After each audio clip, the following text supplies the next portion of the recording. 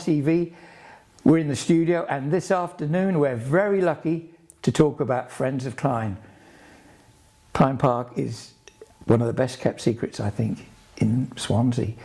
But when you hear about what is there, you will be amazed. I think it was created in 1850, 1860 by Richard Glynn, but we'll hear more about that later. Good to meet you both. Hi. Hello there. Tell me about Friends of Clyne to start with. I'm Richard Owen. I'm the chairman of Friends of Clyne Gardens. We started just pre-pandemic when the Clyne was starting to go down in quality because of local council budgets and that sort of thing. So we were asked to help out, and the pandemic kind of slowed us down slightly.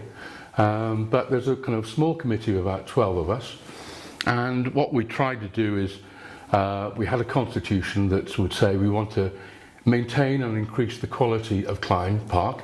I was born and bred, went through there as a pram as a little boy, so I know it well. We basically wanted to bring back some of the old ideas that we had many years ago, which was well known to be Clyne in bloom every May, when Clyne was at its peak. And basically we used to do, years ago on Sundays, we'd have brass band concerts and old-fashioned teas and that sort of thing. And we tried to bring it into the 20th or 21st century with across the globe type of music. So we'd have jazz, pop, rock, choirs, anything with music. And we'd also have activities as well for youngsters. So we want to increase the quality of the park, but also have a sense of community within the area and wider. It always amazes me that there might be people in Swansea or even in Mumbles that don't even have heard of Clyne Park. Yeah. And it's one of the best secrets around. Now, I've told you very briefly about me.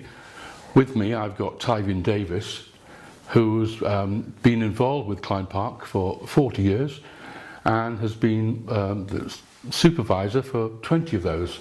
So Tyvian's going to tell you about some of the history. Yeah, please do. Well, good afternoon, Mike. Yes, I've spent basically most of my adult life working in Clyne Gardens for Swansea Council, who eventually became the owners of Clyne Gardens, and that's why today they are public gardens. But the history of the gardens in terms of what they contain and why they're so special, we have to go back to around 1860, when at that time, well, Clyne Gardens originally was a private estate, and in terms of becoming a garden, the important date is about 1860, when William Graham Vivian, one of the sons of John Henry Vivian, who set up the copper works in the east side of Swansea, came to live at Clyne. There was already a mock Gothic pile there, built by a previous owner, but before that nobody had actually planted and set out a garden. And when William Graham Vivian came there, he already was a multi-millionaire, even in 1860, made his money from the copper smelting business that his family owned and run, and he was the first to start planting trees and shrubs from all over the world, extensively over the Clyne estate, which covered several hundred acres. Anyway, he lived in the castle from 1860 until his death in 1912. And because he had no children and only an unmarried sister, whose name was Dulcie Charlotte Vivian, there was an issue about the name of Vivian carrying on in the estate and therefore carrying on the gardens. So William Graham made sure that his favourite nephew, a man called Algernon Walker Heneage, The Admiral, which is much easier to remember. The Admiral had spent all his life, as you can imagine, in the Navy, and although he was the youngest son of the Heneage family, who originated from Wiltshire, he would not normally have inherited such a huge estate. So what Graham made sure is that Algernon would inherit, but he had to take on the name Vivian in order to inherit, which he did in 1921 after Dulcie's death. And if anything, the Admiral threw himself even more into the gardens and the estate, and he became particularly a world-renowned expert in a particular group of plants called rhododendrons, one of the most spectacular flowering plants in the world. And again, he started planting extensively right throughout the grounds.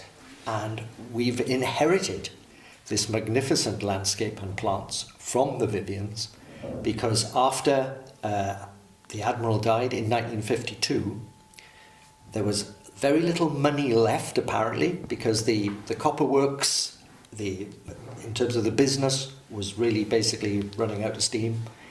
And again, there were no male heirs. He'd had 3 daughters by a previous marriage, but none in those days.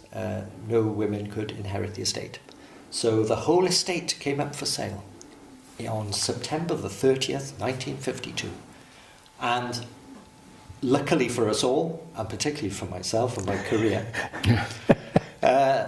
the local authority, which was then known as Swansea Corporation, bought the magnificent mock Gothic castle and 52 acres, which contained most of the gardens, for just £17,500. Gosh. I think the best bit of real estate was buying the local authorities ever done.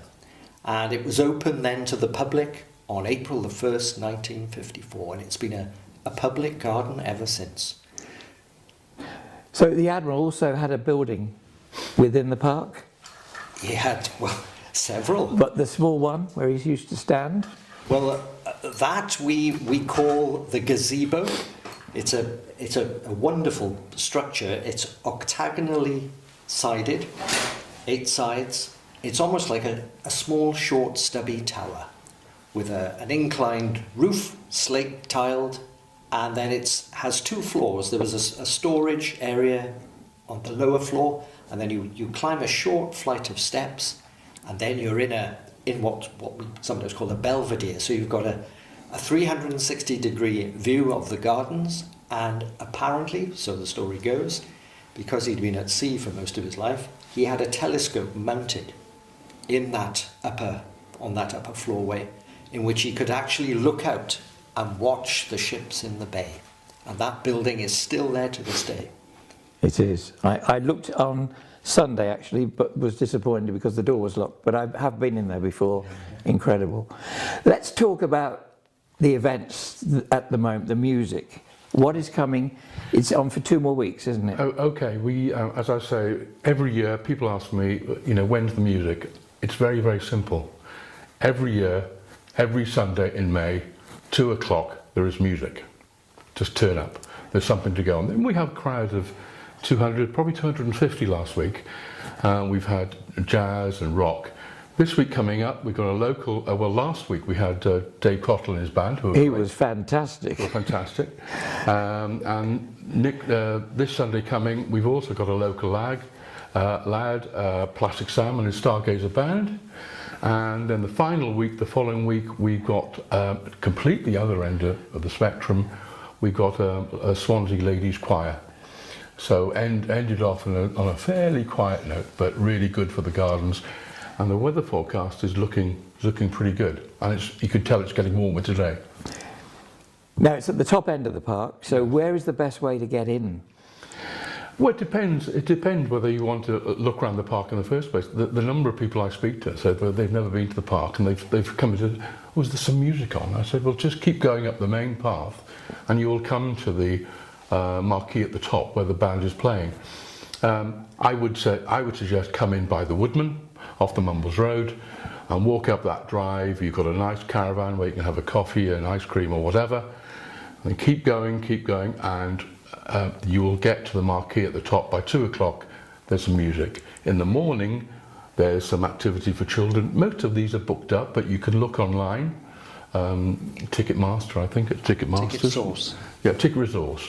And you can see downhill boarding, which we have every year, and it's great. It's really good. And for older people and those who are disabled, you can still access because you can come in the top entrance, can't you? You can come in. You can certainly walk in the top entrance, and it's no problem at all. In other words, the top entrance of Mill Lane, you can come in that way, which is virtually on the same level as the marquee, or you can come in where I live, which is just opposite where I live, on the top of Males Road, and you can come in the top gates there and walk downwards.